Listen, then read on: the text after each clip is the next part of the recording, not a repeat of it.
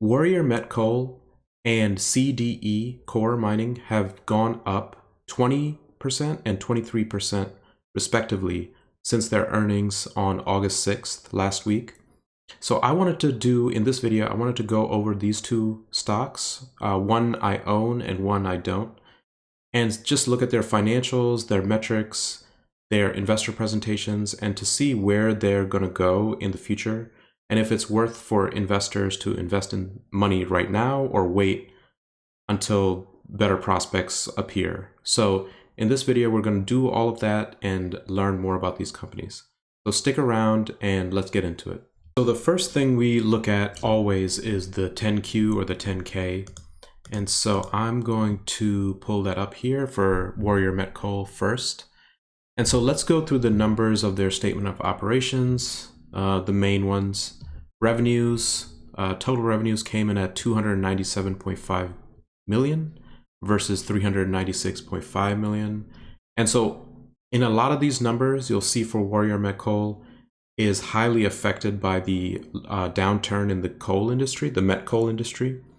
So all of these numbers will look worse than 2024, but we have to look at guidance, the company guidance, the management guidance, and what they're saying in their investor presentation, what they're highlighting, to really differentiate between, one met coal company versus another met coal company when the entire industry is in a downturn. It's 289.8 million versus 325.6 million. You'll see that the cost of sales specifically was lower. So this means that we need to look more closely at their investor presentation, see what they're saying about cost of sales and how they, reduce that specifically.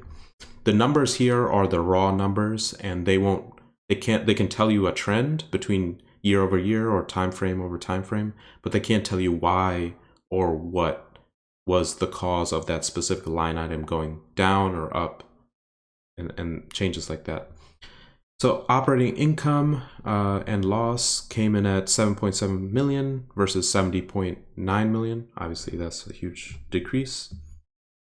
And then let's just look at net income came in at 5.6 million versus 70.7 million.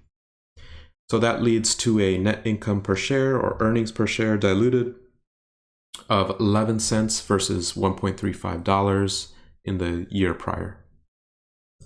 So let's move on to the balance sheet for Warrior Met Coal. And here I just want to point out a few things. The total current assets stands at 852.7 million. And that was down from 887.06 million a year ago. Total assets, 2.645 billion versus 2.59 billion versus a year ago. So their total assets went up, and this could be from increased supply in their mining. They've increased their production from Blue Creek and really ramped that up. And that's slated to be fully in production in 2026 and forward. So that increase in total assets could be from that. And also property, plant, and equipment. So yeah, you can see there's a big increase in this line item specifically. So that can also mean CapEx, equipment, and other things that the other assets that they're accruing because of their difference in production. And then if you go down to liabilities and stockholder equity, you can see that total liabilities is 565 million versus 500.7 million. So about a 65 million increase there, but you can see that the most important thing is their total assets are growing bigger than their total liabilities. And also the overall total asset number is way larger than their total liability number. And then stockholder equity, eventually the total liabilities and stockholder equity together will equal the total assets above. And finally, we look at the cash flow statement here, and this always starts with the net income. So you get the net income from the operation statement of operations, and that comes down here. So it starts with that, and then they take into account all the cash flows, from financing, from investing activities, all of these things from operations. And that from the net income, you get the cash and cash equivalents. So if you go down to all of that at the end of this period, they had 391 million in cash and cash equivalents versus 709 million this period last year in cash and cash equivalents. So that is a decrease, and that I attribute to ongoing capex for Blue Creek. It's not complete yet. We'll see what they say about that in the investor presentation, and just all of the different operations and financing and investing that they've done in the past quarter. So let's move on to the investor presentation.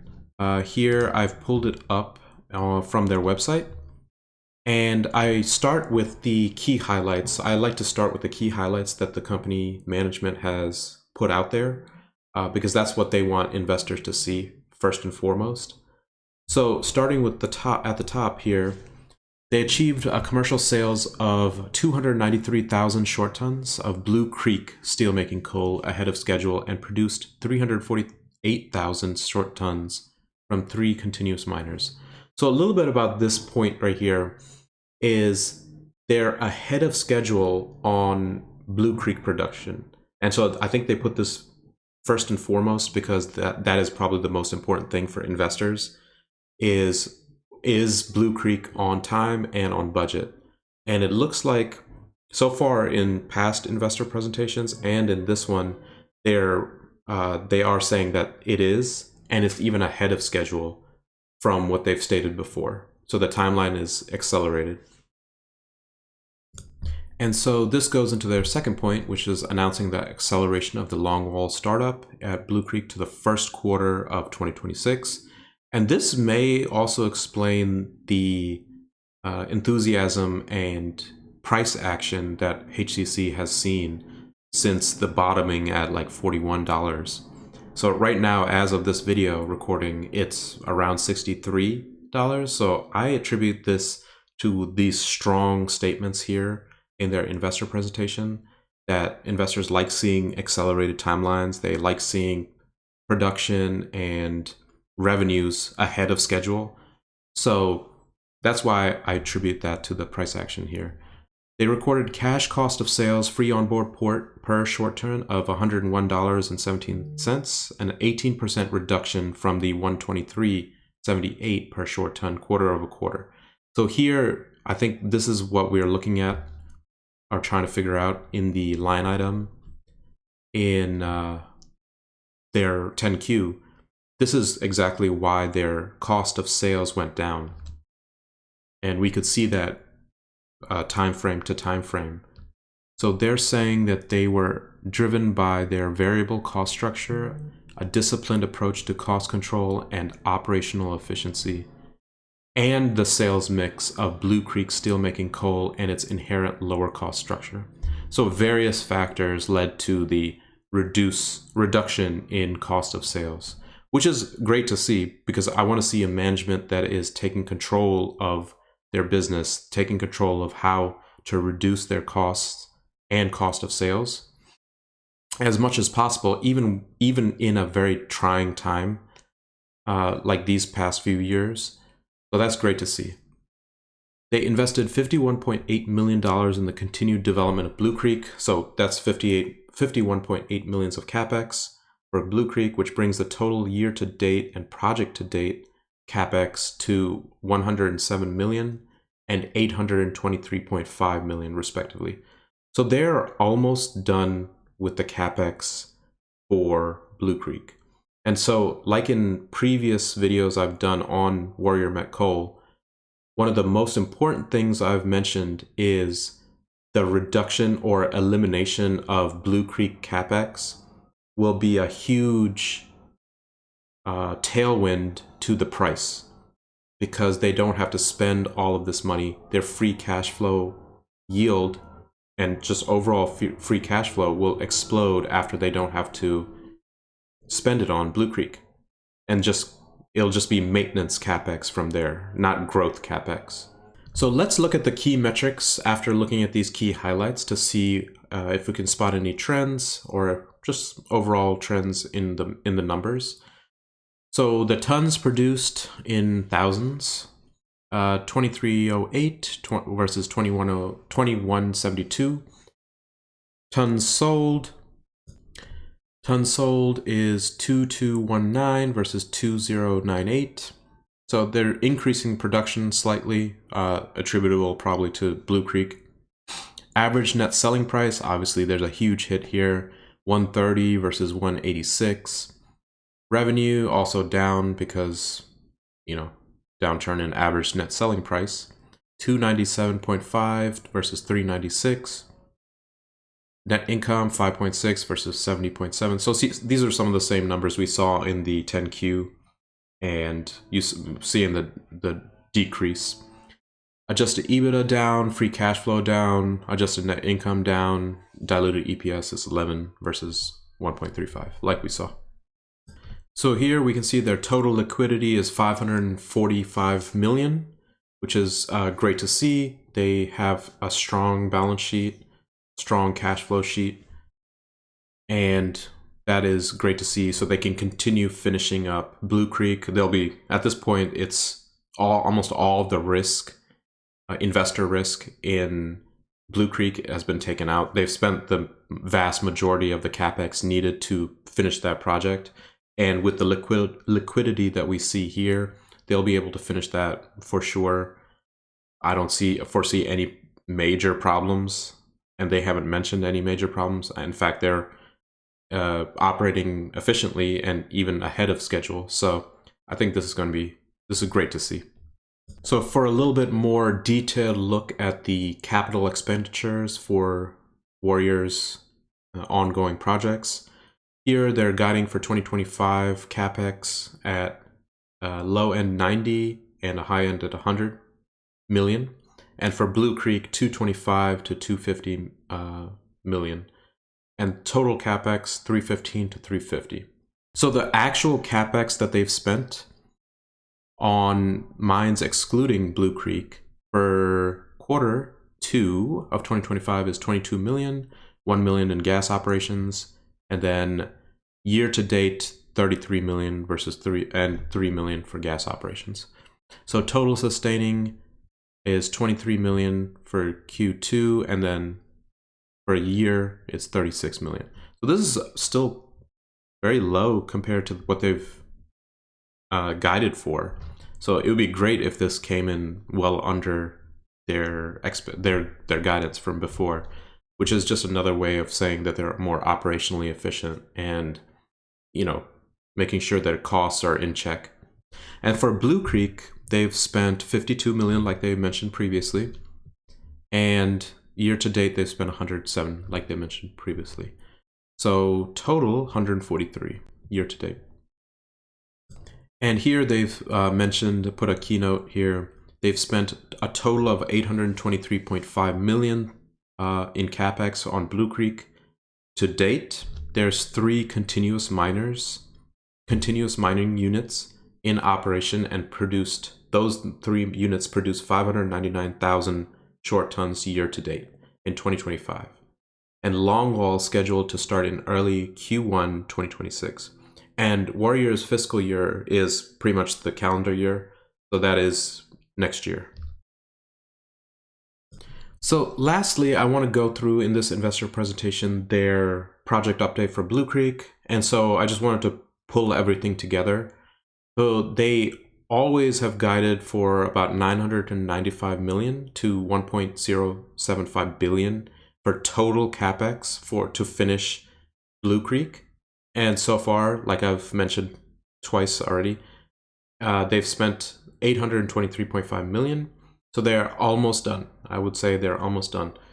And they are on time and on budget and even advancing on the schedule. So this is amazing to see. I think it does explain the price action that we've been seeing for Blue Creek. I think investors were kind of spooked a few weeks ago where the price dropped to $41 and they were kind of trying to figure out odds and ends of if Blue Creek was going to be on time, if they were going to get hit hard with the earnings because the cost of the average net selling price was so low for met coal, and whether they're going to keep their costs in line and in check. But I think they've done a great job. Management has done a great job in doing all of those things, and it looks good going forward into 2026, where I want to see this project complete, this CapEx gone, or at least reduced. You can't get rid of the CapEx. There'll always be maintenance CapEx going on for all mines, but reduced by a significant degree, and hopefully demand starts picking up. It's already starting to pick up in India and just picks up even more, and the price of met coal increases. So next, I want to go into CDE, Coeur Mining, and this was brought to my attention by one of my subscribers. So I wanted to briefly go through CDE's numbers, their financials. They reported on the same day as Warrior Met Coal. So I think it's worth a look, and looking at their metrics, looking at their financials, their statement of operations, their consolidated balance sheet, their cash flows, and just to look at the thesis behind a potential investment in CDE and seeing what other investors are seeing in the company. So let's go through these numbers for CDE and get into it. Okay, so I pulled up CDE's 10Q from August 6th, and this is the Q2 results. So I always like to start a company analysis looking at their 10Q or 10K on their statement of operations or statement of income, comprehensive income, just because that shows me their operational efficiency and how well they're doing with their business operations. And that's the most important thing. And then we can look at how those numbers trickle down into their balance sheet, and if they're keeping that healthy, and then their cash flows, and seeing how the money is flowing between different segments of their business, and eventually down to the shareholder. So starting with the top line revenue, we have $480.65 million in 2025 of these 3 months, this last quarter, versus $222 million the quarter last year. So just off that, I can tell you that this will be from increased production, and also the cost of, or the average net selling price of gold and silver. So CDE is a gold and silver mining company. They mine this gold and silver and then sell it for their revenues, to generate their revenues. So costs and expenses came in at $340.5 million versus $205.35 million the year prior. So oftentimes I've noticed, at least for mining companies and many other companies in general, that when you have a large increase in revenues, to get that revenue, that increase in revenue, you oftentimes have to spend a lot. You have to put money into machines, you have to increase the manpower, you have to increase the fuel costs because your running times are higher to get that material out of the ground, the gold, the silver, the met coal for Warrior's case. And all of those things add to increased expenses for mining companies. But what's important is to check if their revenues are increasing bigger or larger, faster than their increase in their expenses. And in this case, it is. So I think the money that they've reinvested into the business, to their costs and expenses, was well spent in increasing their production of gold and silver from their various mines. They have at least 5 major mines and then several others. Going on to net income, you can see that they reported $70.7 million versus $1.426 million. Huge increase for those reasons that I described already. Income loss 70.726 is unchanged, but their comprehensive income from last year was 7.5. There were some adjustments and reclassification adjustments for last year's quarter. That all leads to a net income, the bottom line, per share, earnings per share, diluted 11 cents versus zero, exactly zero for last year. So this is all great to see. I love seeing increased production and costs kept in check relative to the revenues that they're producing. And I love to see net income, most importantly, increasing in such a dramatic fashion, because it shows they're really keeping their costs in check in terms of their revenue and operationally efficient. So let's look at their balance sheet. They've listed it above their statement of operations. So current assets they have in as a 111.6 million in cash and cash equivalents versus 55.087 in cash and cash equivalents for 2024. 4.15 billion in total assets for this quarter versus 2.301 billion last year. So this is huge. They've basically doubled their total assets year over year. Liabilities are 994.8 million versus 847.6 million.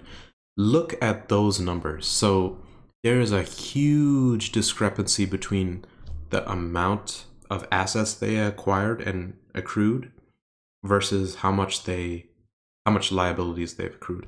This is almost minuscule compared to the $2 billion increase here. These are great balance sheet numbers to see. Okay, finally, let's go to the cash flow statement. And so we have a net income. So we always start with net income in the cash flow statement of 70.726, like we described above in the bottom line net income from the statement of operations. Cash and cash equivalents at the end of the period, which is 113.447 million versus 75.89 million from a year ago.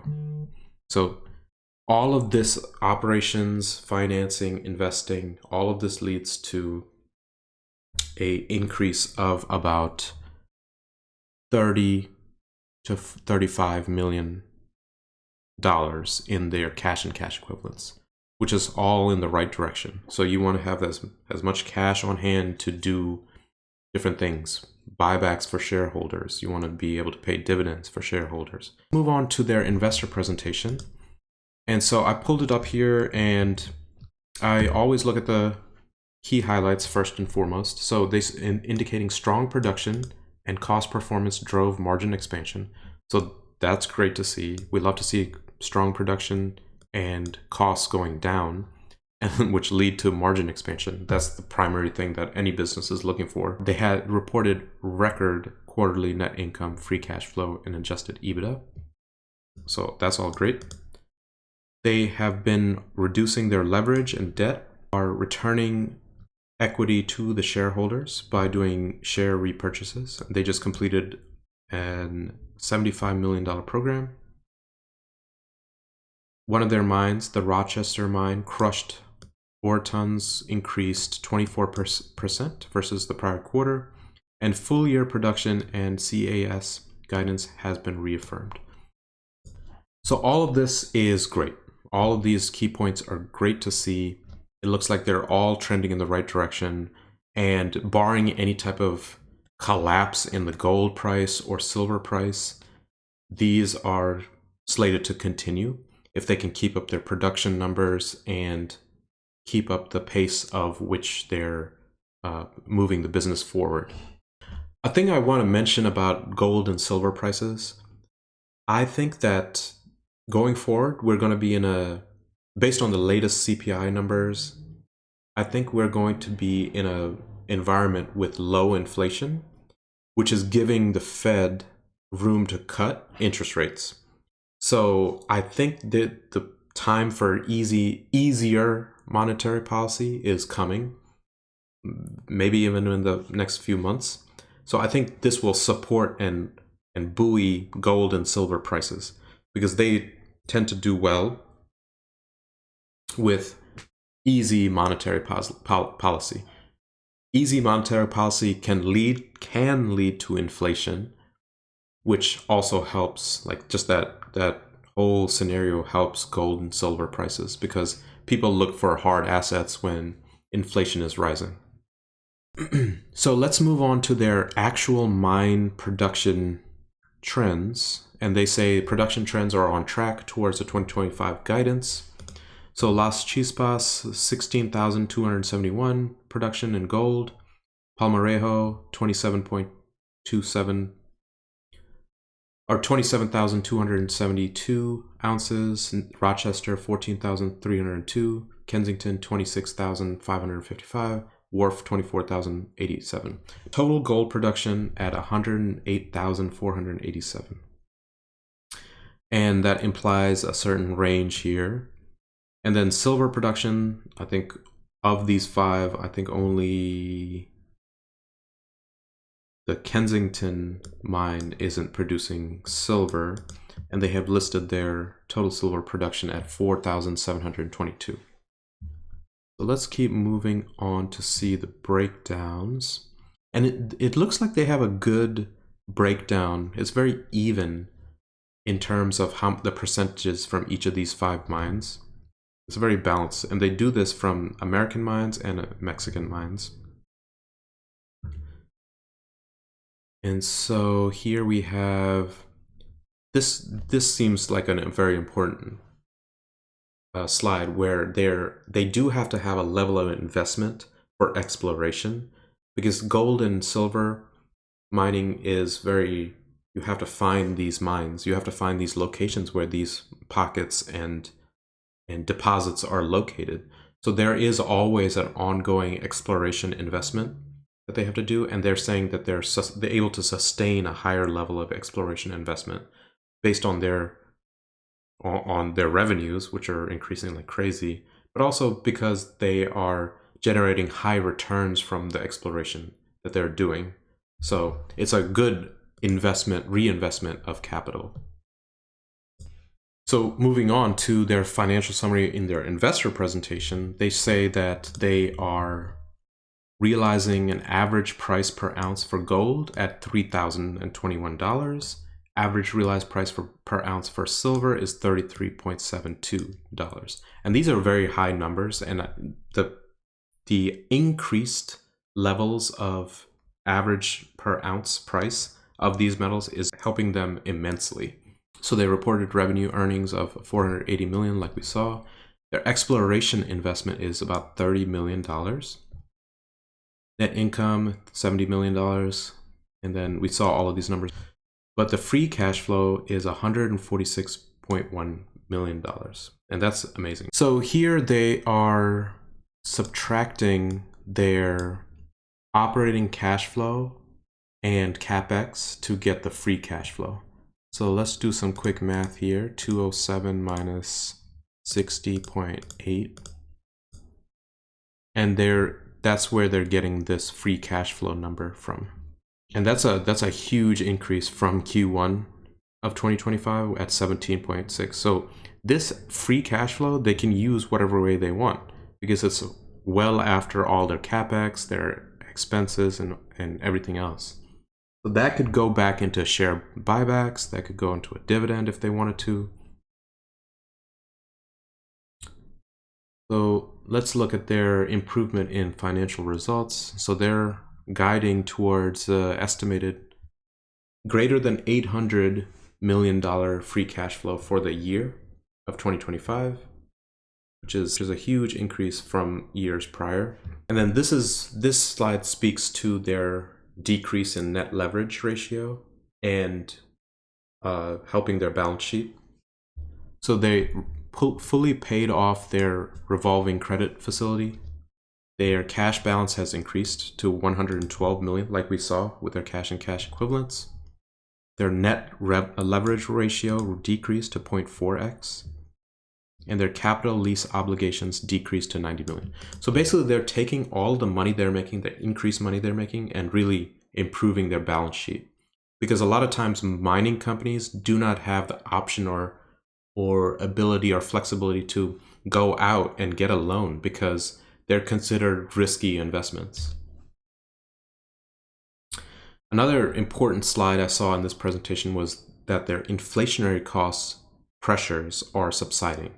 So since overall inflation has been going down for the past few quarters, and we've been seeing better and better CPI numbers, they're saying that these lower inflationary numbers have been a boon in promoting their margin expansion because they're having high gold and silver prices and lower relative costs because of inflation. They're not rising as fast. So that leads to a big difference in the amount of money that they can keep and return to shareholders. So that's it, guys. I'm not going to go through all of their mines and their numbers for their mines. I think I hit the major slides on their investor presentation and the major numbers from their Q10Q. CDE is on a good track to increase in the future if they can keep up the production numbers and the gold and silver prices stay high and elevated. I think they're going to do well in the next few quarters and maybe next few years too.